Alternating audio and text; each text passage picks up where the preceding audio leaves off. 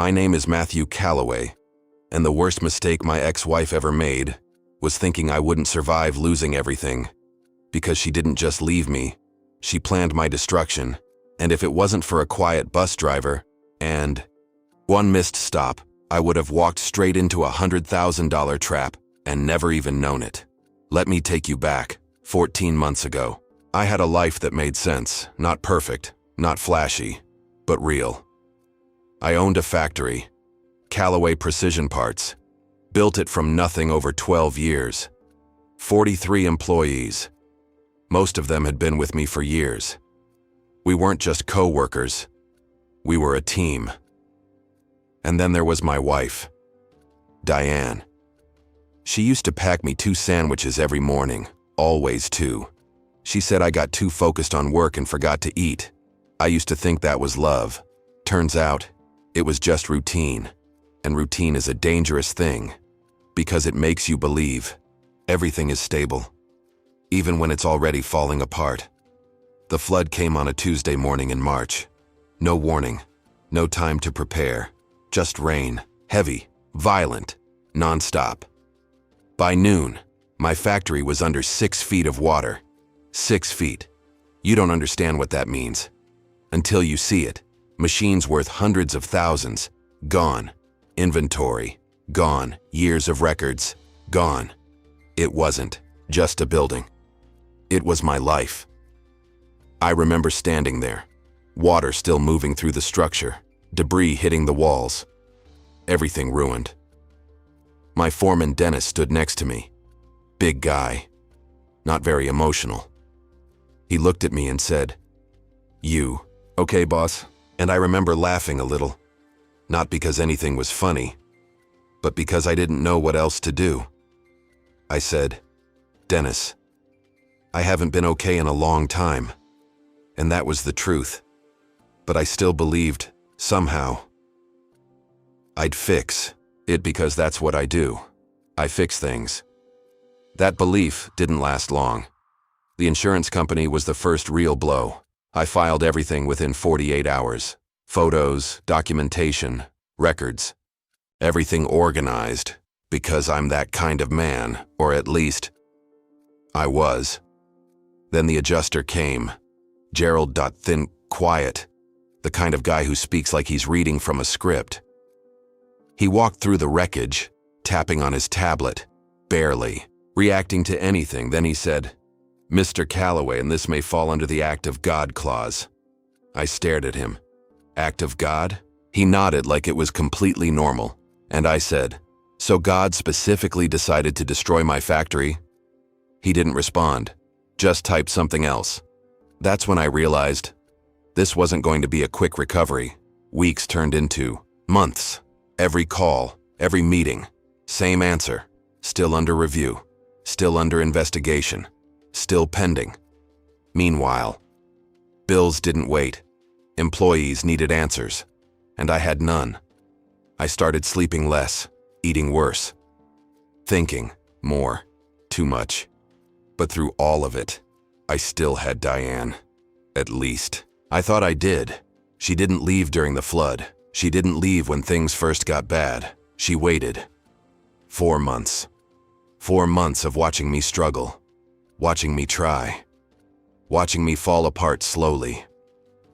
Then one Thursday evening, she sat across from me at our kitchen table, the same table we refinished together years ago, and she said, "Matthew, I've been thinking." That sentence, it always means something is about to end. I asked her what she meant. She said, "About us, about the future, about stability." Stability.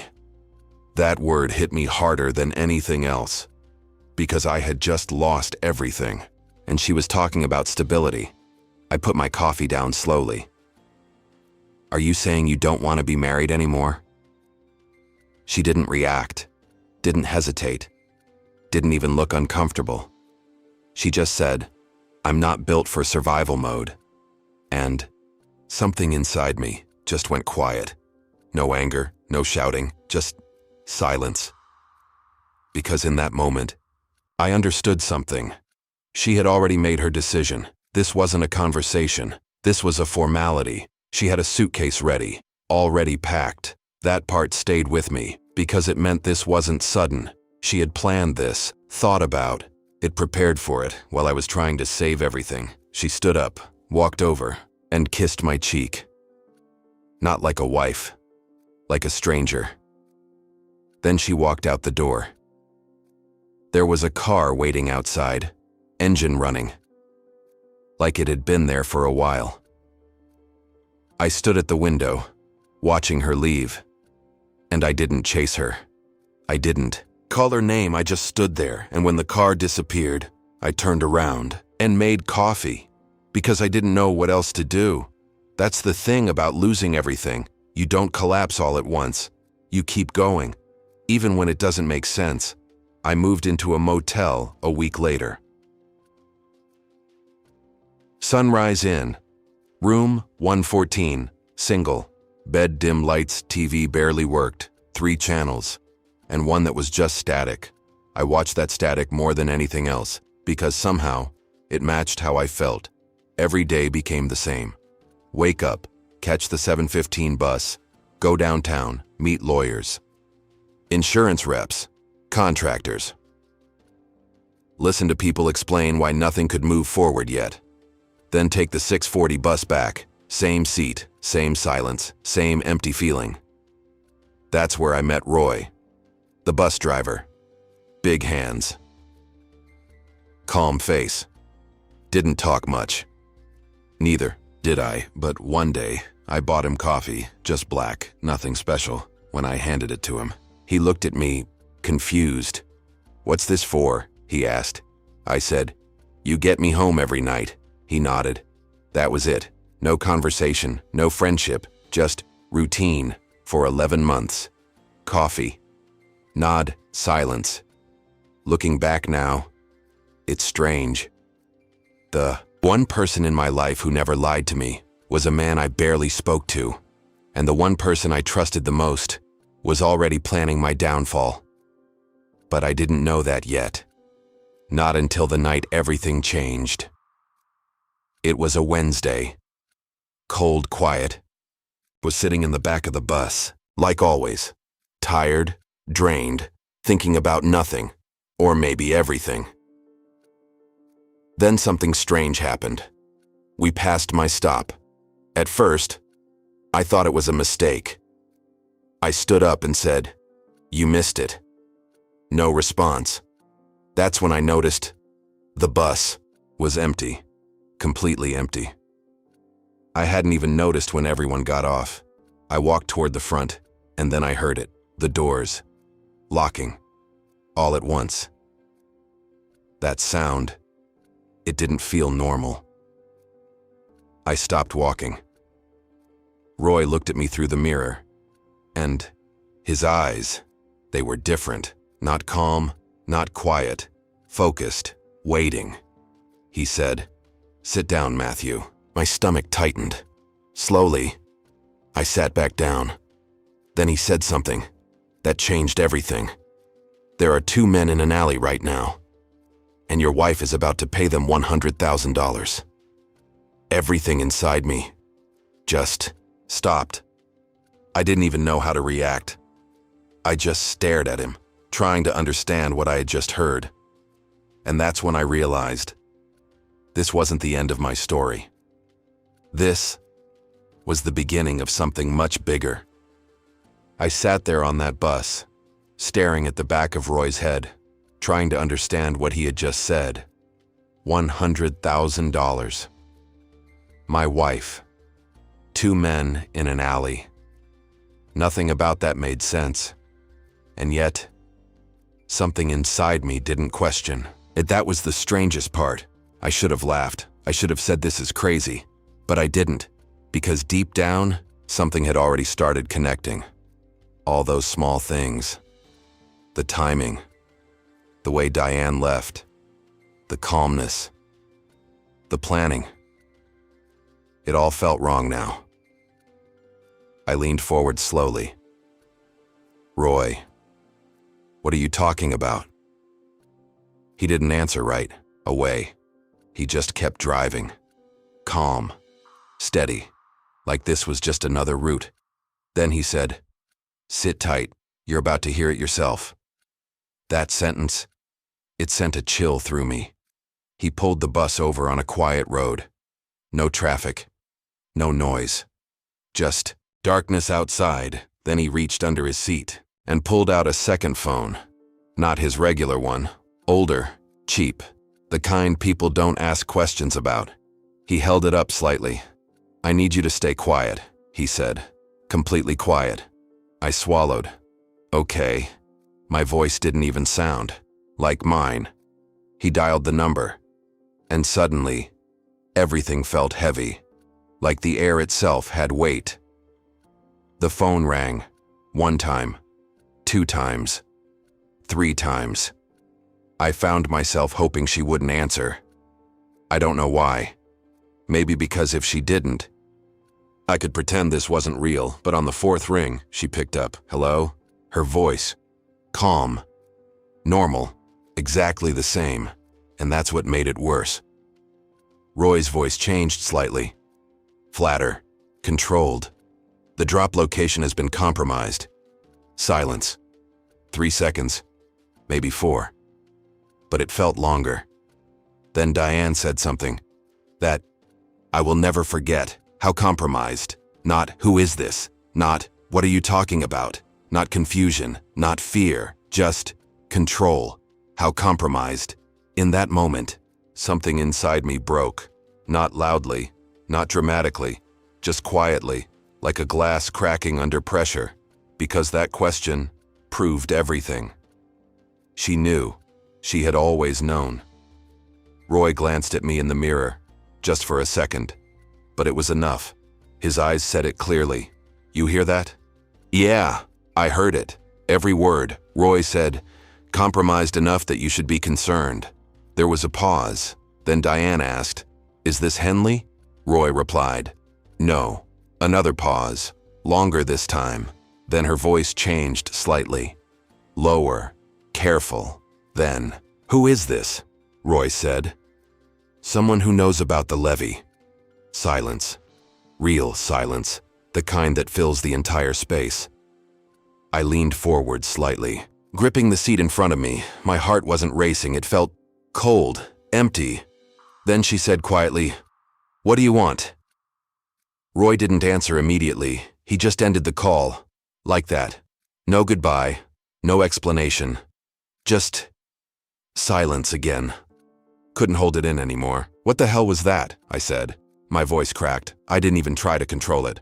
Roy put the phone down and pulled the bus back onto the road. Then he said something that changed everything again. "The flood wasn't an accident, Matthew." I felt my chest tighten. "What?" He kept driving. Calm. Steady. Like he had said it 100 times in his head already. The barrier that failed. It was reported years ago. I blinked. "What barrier?" He sighed quietly. "The one that flooded your factory." My hands tightened around the seat. "Roy, what are you talking about?" He didn't rush.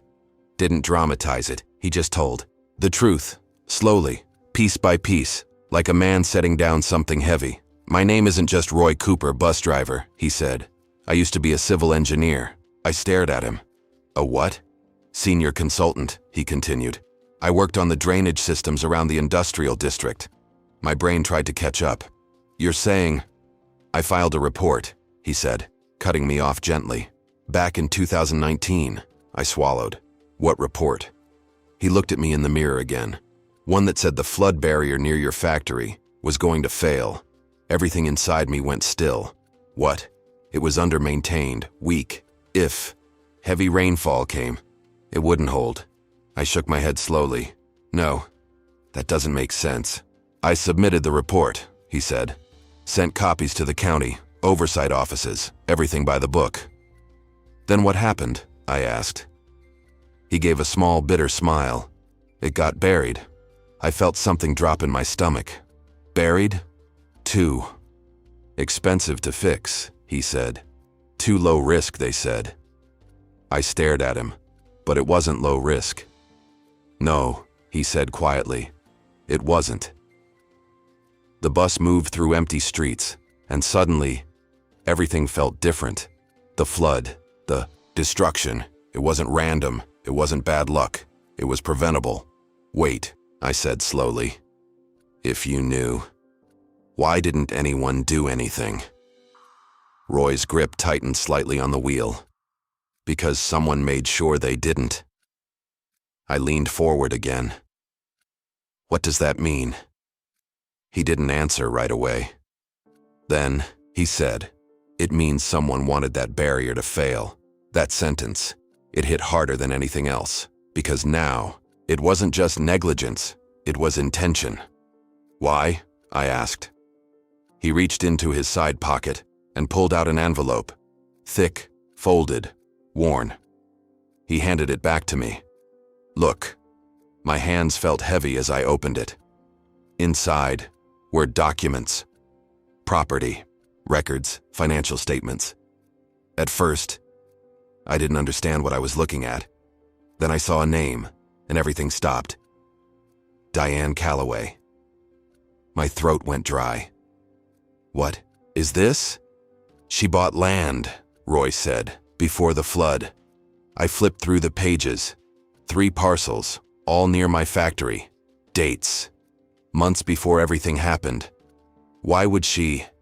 Then it hit me, like a slow, crushing realization. "If the factories were destroyed," I whispered. Roy nodded. "The land becomes valuable." My hands started shaking. "No. Yes," he said quietly. "She invested in the destruction." I stared at the papers, at her signature, at the dates, and suddenly, everything made sense. The calmness, the timing, the way she left. She didn't just walk away from a bad situation. She created it. "She knew," I said. My voice barely came out. "She knew the flood was coming." Roy didn't respond. He didn't need to. I closed the envelope slowly, carefully, like it might explode, and then I said something I didn't expect. "She used to pack me 2 sandwiches." Roy glanced at me. I shook my head.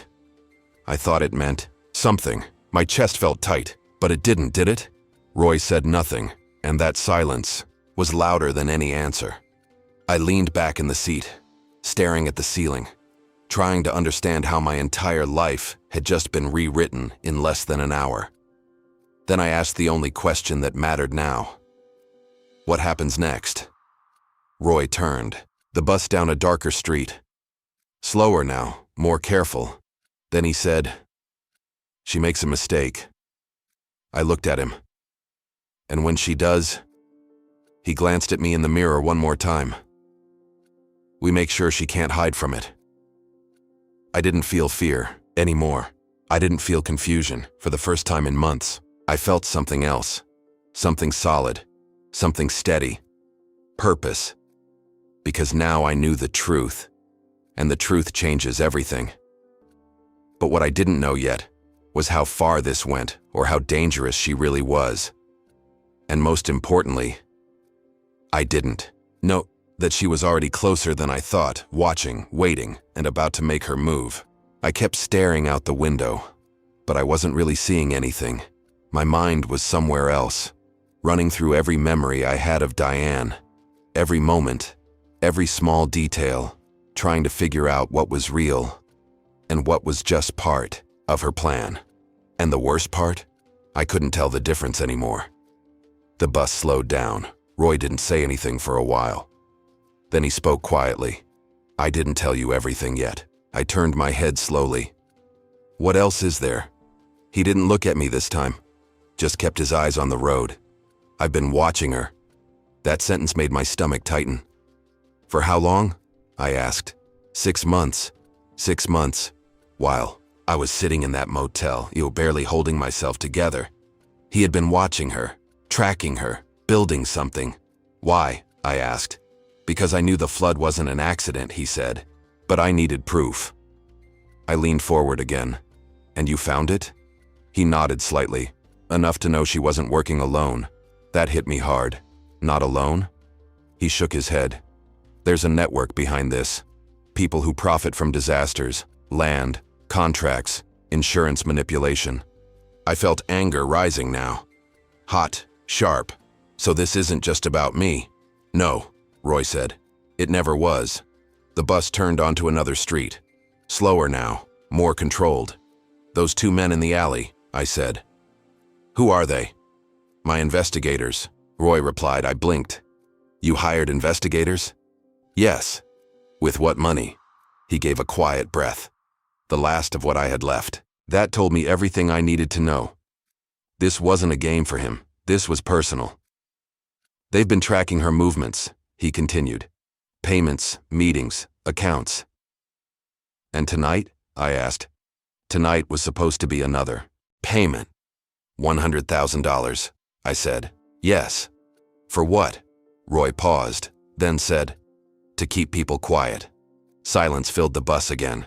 But this time, it felt different. Heavier. More dangerous. I looked down at the envelope. In my hands, all those documents, all that proof, and it still felt like I was just scratching the surface. Roy, I said slowly. Why involve me? He finally looked at me directly through the mirror. Because you're the key. I frowned. How? You have standing, he said. You're the one who lost everything. You're the one who can't be ignored. I shook my head. That doesn't explain why you drove past my stop. He held my gaze. Because you were about to walk into something you wouldn't come back from. My chest tightened. What does that mean? He didn't answer. Immediately, then he said quietly, she was setting you up. Those words landed hard. Setting me up for what? Roy slowed the bus, then pulled into a dark parking lot behind an old hardware store. He turned off the engine. The sudden silence felt loud. Then he turned in his seat to face me for the first time. Up close. He looked older, tired, but focused. Like a man who had been waiting for this moment. She needed you desperate, he said. I am desperate, I replied. He shook his head. No, she needed you willing. I frowned. Willing to do what? To take money, he said. My stomach dropped. What? She was going to offer you a settlement, Roy continued. A large one. My mind started racing. And if you accepted it, he said, you would have signed away everything. I stared at him. What do you mean everything? Your right to speak. Your right to investigate. Your right to challenge anything related to the flood. I felt anger rising again. So she destroys my life, then pays me to stay quiet?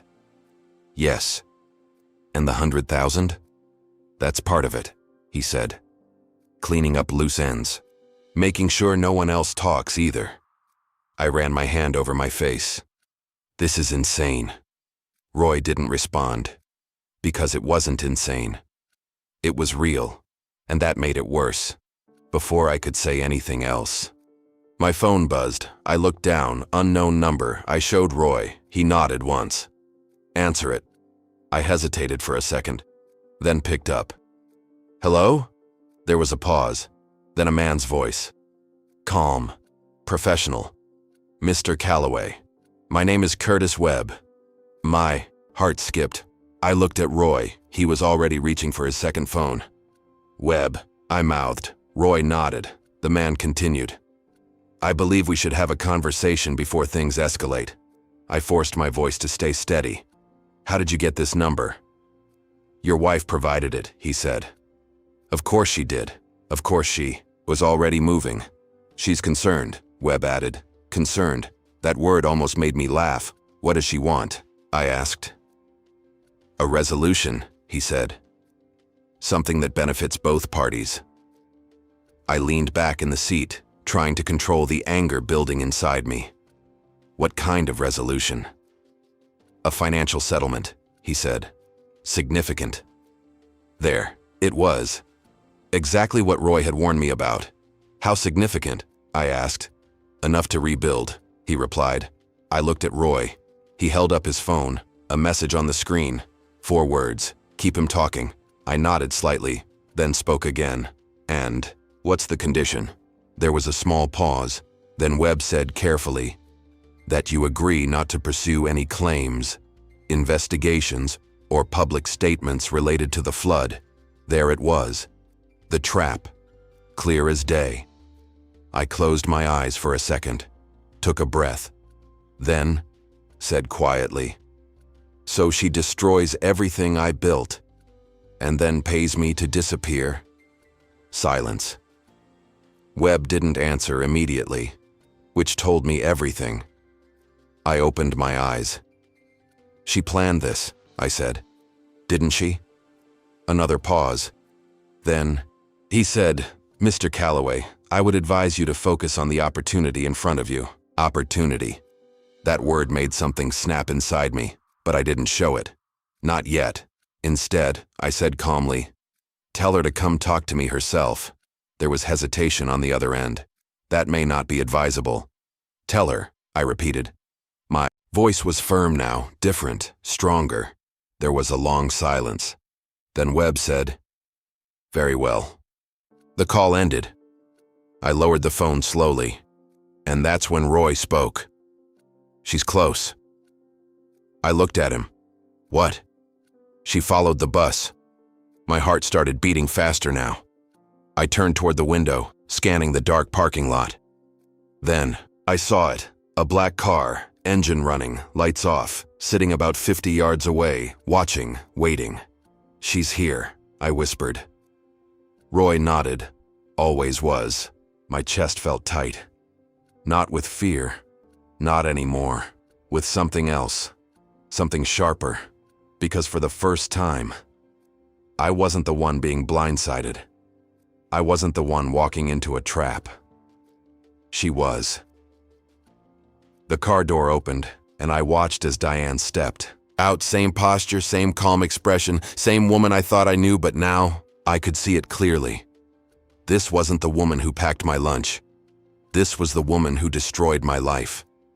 And she was walking toward me, thinking she still had control.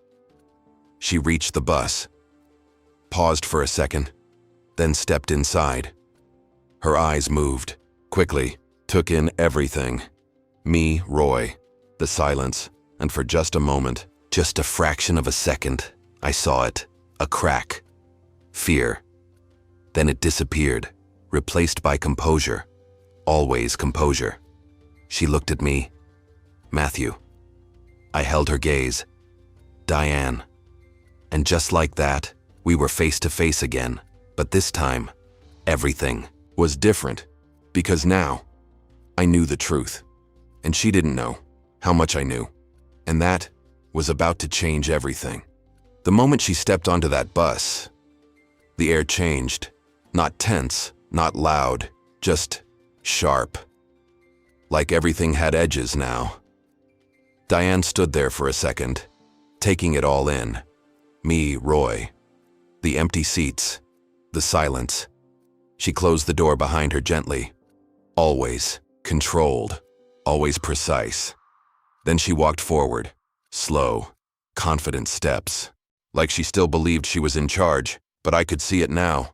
That tiny hesitation in her eyes, that flicker she couldn't hide. She stopped a few feet away from me. "Matthew," she said again, softer this time. I didn't respond immediately. Just looked at her. Really looked at her, like I was seeing her for the first time. "You look tired," she added. I let out a quiet breath. "Funny," I said. I was about to say the same thing. A slight smile touched her lips. Practiced. Careful. She turned her head slightly toward Roy. "And you must be the driver who decided to take a different route tonight." Roy didn't react. Didn't speak. Didn't even look at her. That seemed to bother her. Just a little. "Good." She turned back to me. "I think we should talk privately." "No," I said calmly. Her expression didn't change, but her eyes sharpened.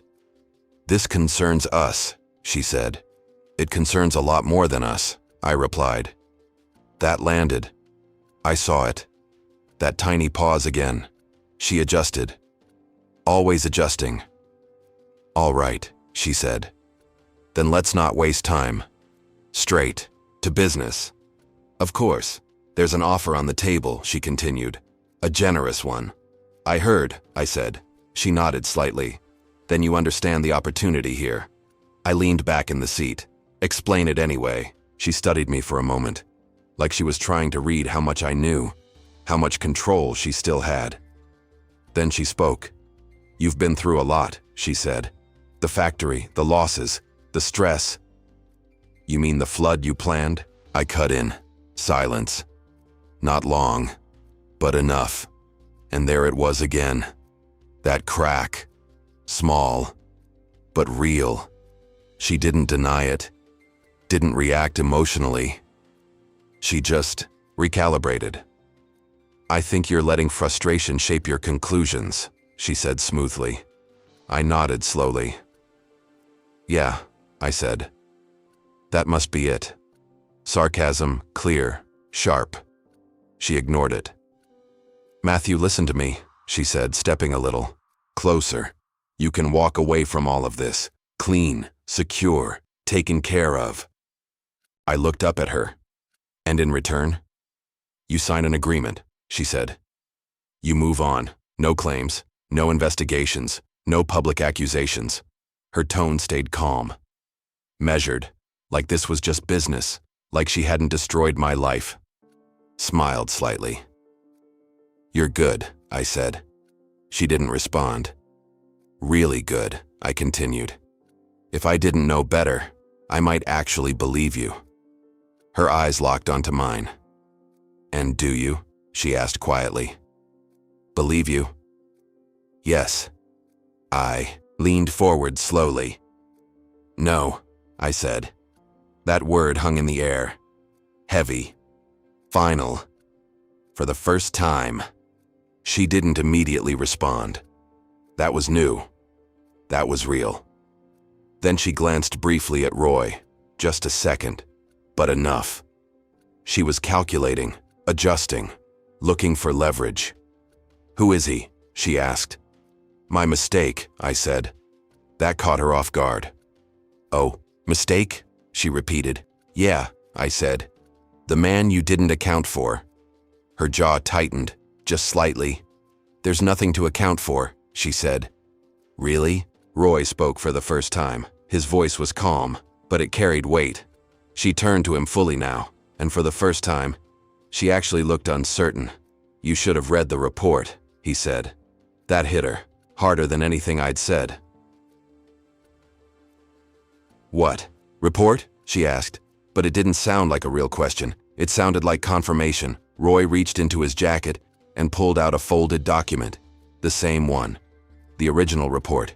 He held it up. You buried it, he said. Silence. Diane's eyes stayed on the paper. Then slowly, she looked back at him. I don't know what you think you have. 2019, Roy said. Flood barrier integrity assessment. Signed, filed, ignored. Her composure slipped. Just a little more this time. Those records still exist.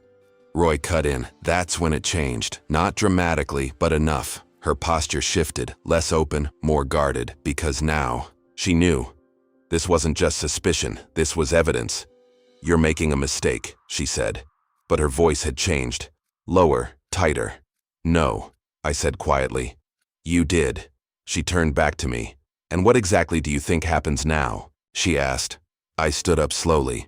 For the first time since she walked in. We stop you. A small, almost amused smile appeared on her face. You think this is that simple? No, I said. I think it's already done. That made her pause. What does that mean? I looked at Roy. He gave a small nod. Then I looked back at her. It means you walked into this. Her eyes narrowed, and right on cue. Headlights flooded the parking lot.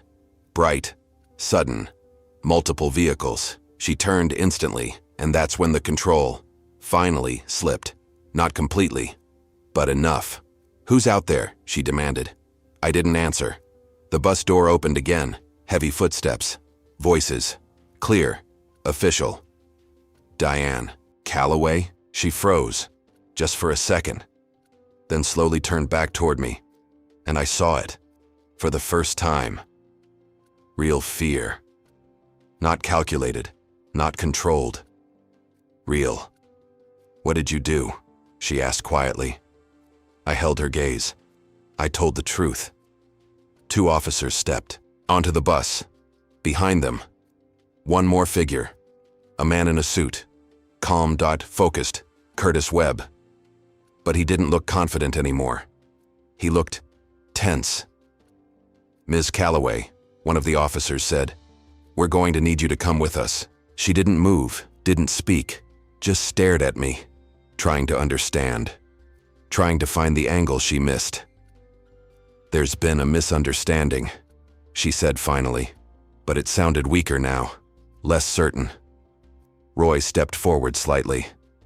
"Not this time," the officer repeated himself. "Ma'am." Slowly, very slowly. She raised her hands, and as they stepped forward to take her, she kept her eyes on me, not angry, not even shocked, just searching, like she still couldn't believe it, and maybe she couldn't, because for so long, she had been the one in control, the one pulling the strings, the one setting the traps. But not tonight. Tonight. She walked into one. As they led her off the bus, the silence came back. But this time, it felt different. Lighter. Like something had finally shifted. Curtis hesitated at the door, looked at me, then at Roy, like he wanted to say something, but didn't. Then he turned and followed her out. The doors closed, and just like that, it was over. Or at least, that part of it was. I sat back down slowly, my hands still, my chest steady, no anger, no chaos, just quiet. Roy returned to his seat, started the engine. "You okay?" he asked. I thought about it. Everything that had happened. Everything I lost. Everything I just learned. Then I nodded. "Yeah," I said. And for the first time in a long time, I meant it. But even then, I knew one thing. This wasn't the end. Because people like Diane don't build things like this alone, and systems like that don't fall in one night. I looked out the window as the bus pulled back onto the road. The city felt different now, or maybe I did. "Roy," I said quietly. "Yeah? This isn't over, is it?" He shook his head. "No." A small pause. Then he added, "But now, it started." And somehow, that felt even bigger than everything that came before. The bus rolled forward, steady, quiet, like nothing had happened, but everything had. I watched the road ahead, streetlights passing one by one, each one feeling like a marker. Before, after. Roy didn't say anything for a while. Neither did I, because what do you say after your entire life gets torn apart and then handed back to you with the truth stitched into it? Finally, I broke the silence. "What happens to her now?" Roy kept his eyes on the road. "She fight," he said. "People like her always do." I nodded. "Yeah, that sounded right. She won't go down easy." "No," he agreed. "But she's not the top." That part still sat heavy in my chest. Not the top. "How big is this?" I asked. Roy exhaled slowly. "Bigger than one company. Bigger than one city." I looked out the window again. "So this, what she did, it's happened before." "Yes, and it'll happen again." A small pause. "Then, not if we finish it." I turned toward him. He glanced at me in the mirror. "You think I pulled you into this just to walk away now?" I almost smiled for the first time. It didn't feel like I was drifting anymore. It felt like I was standing on something solid. "Where are we going?" I asked. "Somewhere safe," he said. "For now." 3 days later, everything moved fast. Faster than I expected. Once Diane was in custody, things started unraveling. Accounts were flagged. Properties frozen. Names started surfacing at first. Just a few. Then more. Then too many to ignore. Developers. Inspectors. Officials. People who signed papers without reading them. And people who made sure those papers existed in the first place. The story broke quietly at first. Then loudly. Very loudly and suddenly. The flood wasn't just a natural disaster anymore. It was a headline. It was a scandal. It was a system. And at the center of it was Diane. But even then, she didn't break. Roy was right about that. She stayed. Calm. Silent. Strategic. Like she was still playing a game no one else understood. 1 week later, I stood across the street from what used to be my factory. What was left of it. The damage looked different now. Before, it felt like loss. Now, it looked like evidence. Tape surrounded the area. Investigators moved in and out. Photos. Measurements. Documentation. Every detail mattered now. Roy walked up beside me. "You ready?" he asked. I took a breath. He handed me a folder. Inside were the official filings. The case. My case. Not just against Diane, but against everyone connected to what happened. "You're the face of this now," he said. I looked at him. "You sure about that?" He nodded. "You're the one they can't ignore." That felt heavy. But also right. I closed the folder. And for the first time, I didn't feel like a victim standing in front of ruins. I felt like someone standing at the start of something. 2 weeks later, the first real crack came during questioning. Not from Diane. From Webb. Curtis. Webb, turns out, he wasn't as untouchable as he thought. Pressure does that, especially when the right evidence is placed in the right hands. And Roy had been very, very thorough. Names were exchanged. Deals were hinted at, and slowly, the structure behind everything started to show. It wasn't chaos. It was organized. Calculated. A machine. And Diane, she wasn't just part of it, she was one of the best at it. That's why this worked for so long. 1 month later, I got a cold, unexpected short Matthew. Her voice. Diane. As ever. "Even now I was wondering when you'd call," I said. A small pause. "You think you've won?" she said. I looked out the window at the city moving like normal. "No," I replied. "I think I finally understand the game." That silence again. Different this time. "You were never supposed to," she said. "Yeah," I said. "That's kind of the problem, isn't it?" Another pause. "Then this doesn't end with me, I know. And you're not ready for what comes next." I smiled slightly. "Neither were you." That one landed. I could feel it, even through the silence. Then she said something, softer this time. Almost honest. "You changed faster than I expected." I didn't respond right away because maybe she was right, or maybe this was always there, just buried. "I didn't change," I said finally. "I just stopped trusting the wrong person." The line went quiet. Then click. She hung up. Final scene that evening. I sat alone. Motel room. Borrowed bed. Just a quiet apartment. Temporary, but mine. The city lights stretched out in front of me. Alive. Unaware, or maybe starting to become aware.